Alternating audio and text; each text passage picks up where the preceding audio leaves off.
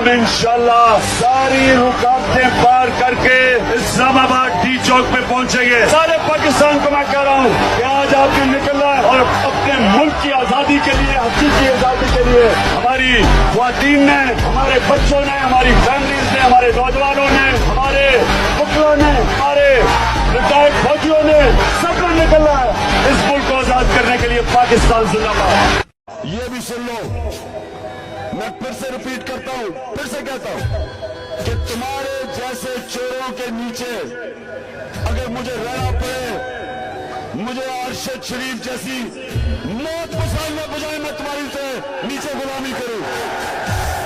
अल्लाह ने हमें लेके जाना ही है, अल्लाह के हाथ में है जिंदगी मौत।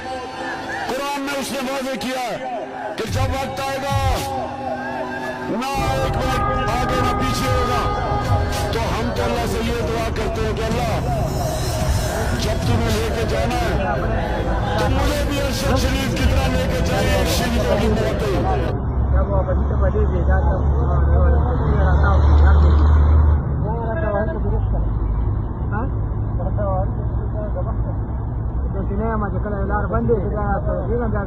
जो भी इंसान राय हक पे खड़ा होता है उसको मुश्किलों का सामना करना पड़ता है। नवाज शरीफ ये तुम्हारी बाप का मुल्क नहीं है। ताकत से, बदमाशी से इक्तदार हासिल करना ये सिर्फ और सिर्फ दहशतगर्दों की सोच है।